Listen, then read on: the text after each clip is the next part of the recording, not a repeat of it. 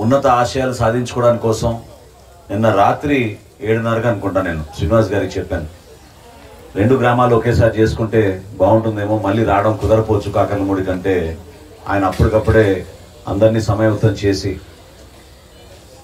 ఈ కార్యక్రమం చేయడం వెనుక మనం కూడా మన జీవితంలో ఒక ఎగ్జాంపుల్గా తీసుకోవాలి.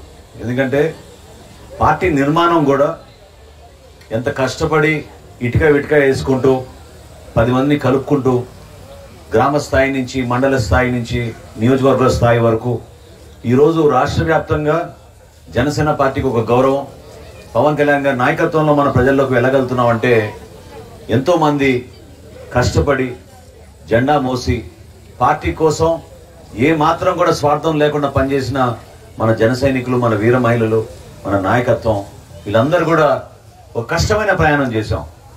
ఎందుకంటే పార్టీ నిర్మాణం ఎప్పుడు కూడా ఒక ఎలక్షన్ తోటో ఒక రోజులోనో ఒక సంవత్సరంలోనో పూర్తి అవ్వదు.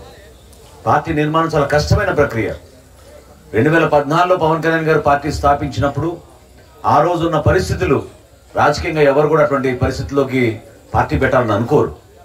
రాష్ట్ర విభజన జరిగింది, సమైక్య రాష్ట్రంగా మనం ఉన్నప్పుడు ఆ రోజులో ఉన్న పరిస్థితులు వేరు. రాష్ట్ర విభజన జరిగిన తర్వాత తెలంగాణ నుంచి విడిపోయి కనీసం ఒక రాజధాని లేని రాష్ట్రంగా మనం కష్టపడి ముందుకెళ్తుంటే తెలుగు ప్రజల గురించి ఆలోచించి ఎందుకు మన ప్రాంత ప్రజల గురించి ఎవరు ఆలోచించడం లేదనే ఆవేదనతోటి పవన్ కళ్యాణ్ గారు ఆ రోజున జనసేన పార్టీ స్థాపించారు. ప్రతి సందర్భంలో కూడా ఎన్నికలు వచ్చినప్పుడు ధైర్యంగా నిలబడింది మన జన సైనికులు, మన వీర మహిళలు.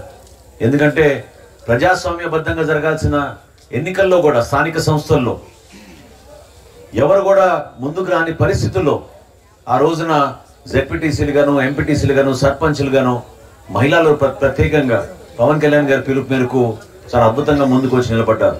అప్పుడు జెడ్పీటీసీగా మన అనురాధ గారు కూడా నిలబడ్డారు మన పార్టీ తరఫున. ఏ కార్యక్రమం చేసినా కూడా ఒక అంకిత భావంతో.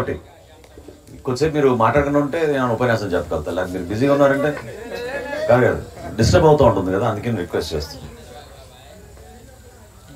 సో మీరందరూ కూడా ఆలోచించాల్సింది ఏంటంటే ఒక ఎలక్షన్ వలన మార్పు రాదని మీరు అనుకుంటే చాలా పొరపాటు. ఎందుకంటే ఇదే జగన్మోహన్ రెడ్డి గారు గ్రామాలన్నీ కూడా పర్యటించి ఒక్క ఛాన్స్ అని చెప్పి ముద్దులు పెట్టుకుంటూ తిరిగి ఏ విధంగా మన రాష్ట్రానికి ఈరోజు అంధకారంలో నెట్టారో మీకు అందరికీ తెలుసు. వాస్తవంగా ఆంధ్రప్రదేశ్లో ఈ రోజున సుమారు 12 లక్షల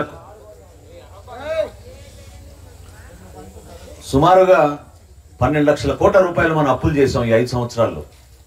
కానీ గ్రామ స్థాయిలో ఒక యువతకు ఉద్యోగం ఇచ్చే విధంగా, ఒక పరిశ్రమ వచ్చే విధంగా, పెట్టుబడులు పెట్టడానికి 10 మంది తిరిగి వస్తే మనం ఆకర్షితంగా మన ప్రాంతాన్ని అభివృద్ధి చేసుకోగలిగితే అప్పుడే రాగలుగుతారు. చందు శ్రీనివాస్ గారు ఇప్పుడే చెప్పారు మీకు, ఇతర దేశాల్లో ప్రధానంగా వాళ్ళు చూసేది ఏంటంటే ఒక పట్టణానికి వెళ్ళి మనం నివసించాలి, ఒక గ్రామానికి వెళ్ళి మనం ఉండాలంటే రోడ్ల సౌకర్యం ఉందా, మంచినీటి సరఫరా ఉందా, అక్కడ మనకి కావాల్సిన సరుకులన్నీ దొరుకుతాయా, ఇటువంటివి ఆలోచిస్తారు. అసలు మన దగ్గర మన గ్రామీణ ప్రాంతాల్లో ఇప్పుడు ఇందాక కాకర్లమూడికి వచ్చే రహదారి ఏ విధంగా మారిపోయిందో మీరే చూశారు. ఈ రోజున తెనాలికి వెళ్ళాలంటే మనం చక్రాయపాలెం మీదుగా బురిపాలెంకి ఎన్ని గుంటలు మనం చూస్తున్నామో, ఎన్ని ఇబ్బందికరమైన ప్రయాణం చేస్తున్నామో మీకు తెలుసు. ఎక్కడైనా పాపం 2 వీలర్ పైన బైకుల మీద మన యువత హడావడిగా కొంచెం స్పీడ్కి వెళ్ళినా కూడా ప్రమాదం జరిగే పరిస్థితి.